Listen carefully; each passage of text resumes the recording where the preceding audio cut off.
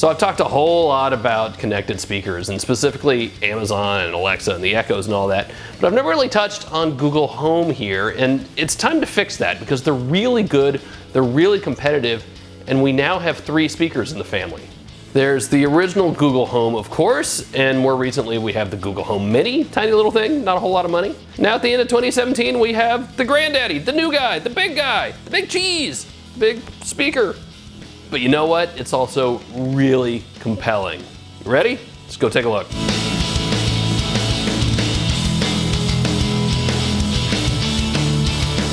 Now we have the Google Home Max. The Max is a whopping $399. It's big, it's heavy, and it's made specifically to play music.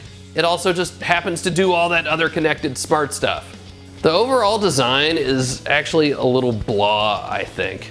The drab kind of color works for the smaller Google Home or even the Mini, but at this larger scale, it just kind of looks institutional to me. And you can't change out the grill or anything. You can either get it in gray or you can get it in black. That's it. Now, setup is super simple. You just unbox it first, as one does. Again, be kind of careful. It's heavy, and the handles for some reason are on the bottom of the box. That's kind of weird. After that, just plug it in. Now, you're gonna set it up the same way as you do any of the other Google Home devices. You do it in the Google Home app. It's actually really cool because it detects it as soon as it's plugged in and turned on and all that stuff. The app can see it automatically. And then you just go through it. Look, Google has onboarding down. It doesn't get any easier than this. So back to the speaker, or to the back of the speaker. So there's an audio in jack if you want to plug something else into it, like a record player. There's a USB-C port, which is for connecting an Ethernet jack. There's no Ethernet port, so you have to use an adapter. And you really only want to do that if you're going to be doing multi-room audio and have latency problems over your network. I've never had that problem here in my smaller house, but if you do, that's where you're going to have to go. There's also a reset button and an LED to let you know the speaker's alive, and there's a physical switch if you want to turn off the microphones so it can't hear you at all. The mic's off. So by the way, I love that the plug angles off to the side and doesn't take up any space at all, either on your wall or, more important, on a power strip. Just too many other companies and products screw that up, including, by the way, the Google Home and the Google Home Mini. I can't stand that. Now there's a rubber base thing that you want to stick under your Google Home Max. I actually kind of missed it at first when I took the thing out of the box. So it does a couple things. One, it keeps the vibrations down to a minimum. You don't want speakers rattling around anywhere. But it also keeps the speaker from slipping. So it's going to be on the bottom side when it's horizontal and on the short side when it's vertical. In any event, it's going to be on the edge closest to the plug. That's the important part. Now up top, we have the touch controls, so you tap in the middle for play pause, and you swipe your hand left or right to move the volume up and down. That's actually kind of annoying because it doesn't go min to max in one swoop. I have to stop and start again, and it usually takes me a couple tries. Maybe I just suck at it, or maybe it's just bad design. Now for all the smart stuff going on here. Just like Google and Google Home Mini, it's got Google Assistant built in, so you can ask it all sorts of questions, right? You know this, you've done this a million times by now. You can have it play music, you can have it play podcasts, you can ask it directions and have them send them to your phone, you ask it about traffic. Here's what's really cool about it with the Max. Even with the music cranked way up, all of these far field microphones built into it can hear me just fine. Just watch this.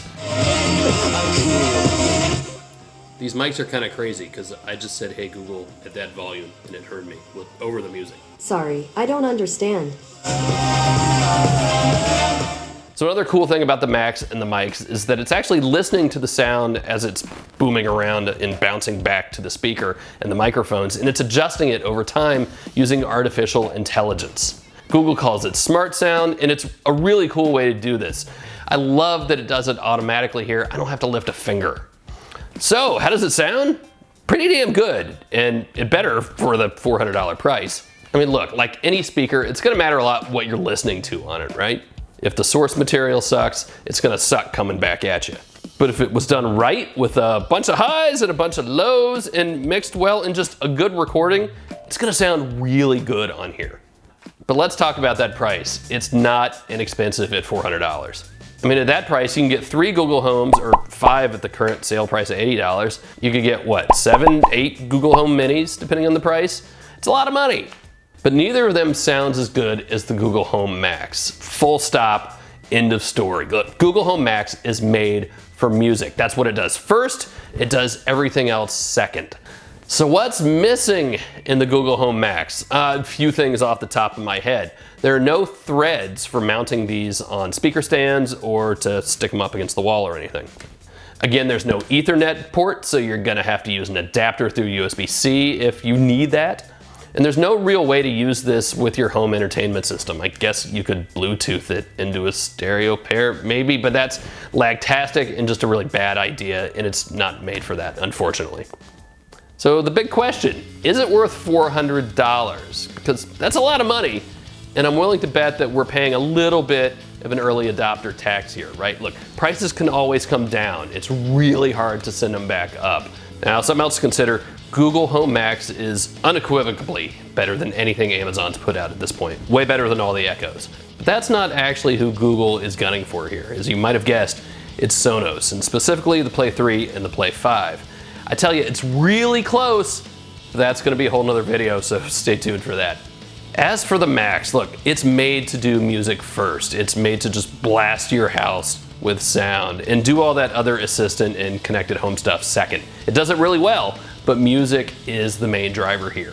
But I tell you, if you're into the Google ecosystem at all, or just even into good wireless music, it's gonna be a really good buy. I'm enjoying the hell out of it already. It's really that good. So that's it for the Google Home Max. Be sure to subscribe to the channel if you haven't already. Sign up for the newsletter. There's a link down below. You can do that. Go share this video with your friends. Tell them all about us here. That's it. See you next time.